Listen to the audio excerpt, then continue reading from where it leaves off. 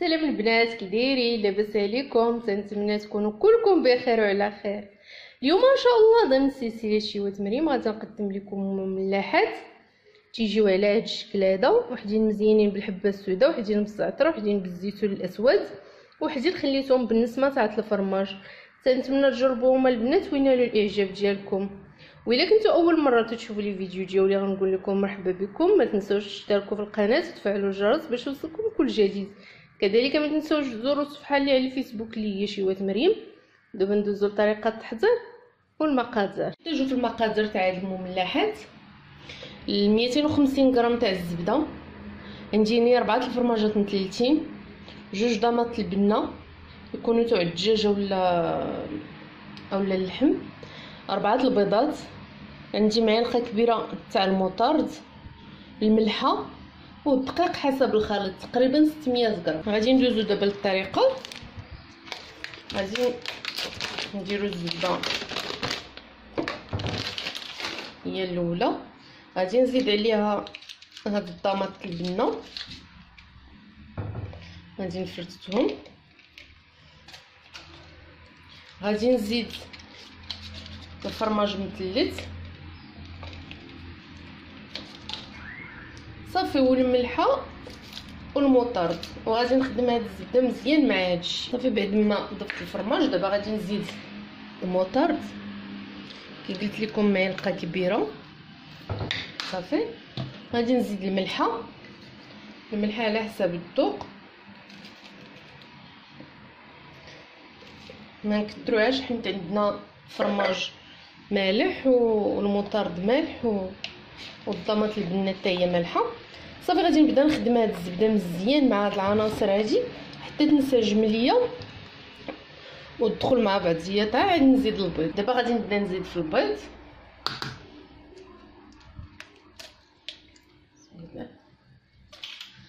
صافي حتى نكمل هاد الكميه البيض اللي عندي كامله. صافي بعد ما زدت البيض غادي نخدمو مع الزبده حتى ينسجم مع الزبده مزيان. عاد غادي نبقاو نضيفو الدقيق. صافي بعد ما دخلات هاد الزبده مع البيض مع جميع العناصر دابا غادي نبدا نزيد الدقيق شوي بشوي، وانا تنجمع في هاد العجين هذا حتى يتجمع ليا بحال عجينه صابلي وما تندلكوش. صافي تيتجمع وتنوقفو. صافي هو من بعد ما جمعت العجين تيجي على هذا الشكل هذا. دابا غادي ندخلو للثلاجه يرتاح على القليله واحد مده ساعه، عاد ندوزو نخدمو به. كي تنقول لكم هذا العجين دائما تاع المملحات ممكن ديروه في بلاستيكه وتخليوه في الثلاجه لمده ليله كامله حتى الغد عاد تجبدوه تخدموا به. دابا غادي ندخلو للثلاجه انا واحد الساعه وغادي نرجعو ان شاء الله نوريكم الشكيلات اللي غنخرجوا منه. اول شكل في هذه المملحات غادي نحتاجو ليه العجين تاع المملحات اللي احتفظت به ساعه في الثلاجه، تنجبدوه وتنطلقوه بالدلاك، تنسرحوه هكا على شكل مستطيلات، وتناخذوا نيه الزيتون. عندي الزيتون كحل اللي طحنته. صافي غادي نجيب، الا ما عندكمش طحانه باش تطحنوا الزيتون ممكن ديروه غير في المهراز وتكوه. صافي غادي نبدا نسرح في هذا الزيتون اللي عندي في هذا المستطيل. صافي من بعد ما طلقت عليه الزيتون كله الاسود دابا غادي ناخذو وغادي نشكلو على شكل حلزون. غادي نبداو ندورو هكا في الجناب وحنا تنجمعو بيدينا على هذا الشكل هذا. صافي غادي نبدا نجمع فيه على شكل هكا على شكل قطبان حتى نساليه، وغادي ندخلو للمجمد حتى يبرد مزيان ويشد فراسو. عاد غادي نخرجوهم ونقطعوهم باش ما يخسروش لنا هاد الاشكال هادو، عاد ندخلوهم ان شاء الله للفران يطيبوا. صافي غادي نبقى انا مستمره هكا غير بشويه باش ما تسخش العجين اللي الفوق. حنا تنجمعو هكا بيدينا الا كان شي خوا باش ما يجيش الفراغات منين نقطعو يجي الفراغ بين العجين وبين الزيتون.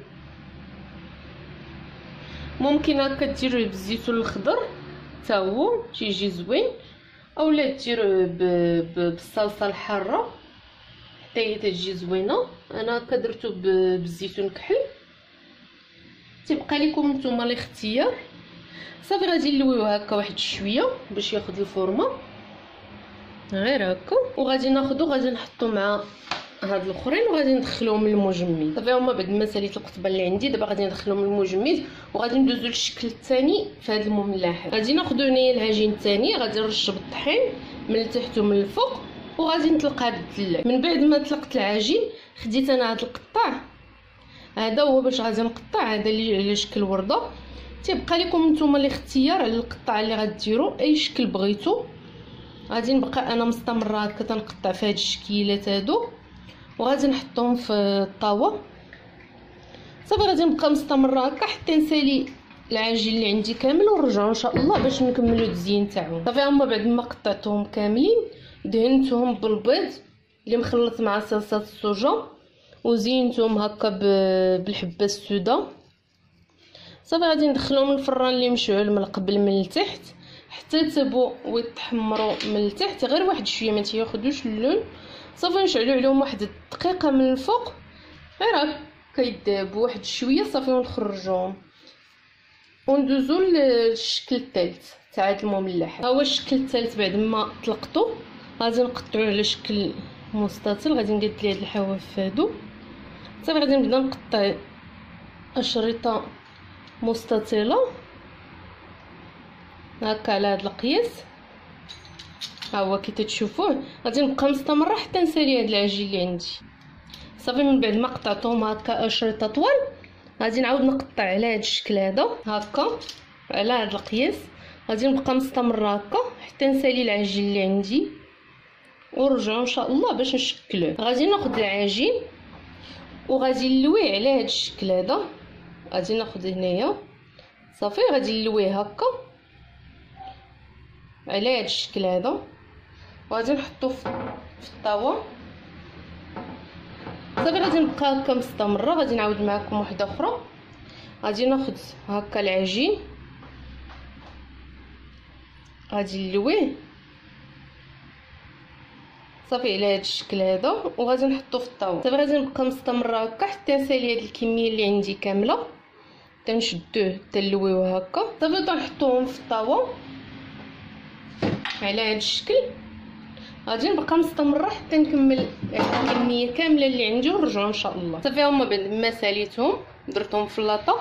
دابا غادي ندخلهم للفران اللي مشعل من قبل. كي قلت لكم دائما غادي نشعلوا عليهم من التحت حتى يطيبوا ويتحمروا. غادي نشعلوا عليهم شويه من الفوق. ودابا ندوزو للشكل الرابع. هذا هو الشكل الرابع قطعته حتى هو على شكل مستطيلات وعاود قطعته هكا على شكل اشرطه ودهنته بالبيض وصلصه الصوجا ورشته بشويه تاع الزعتر. صافي غادي نخليه حتى ينشف عليه البيض واحد شويه وغادي نهزو نديرو في اللاطه وغادي ندخلو الفران حتى هو اللي مشعل من قبل.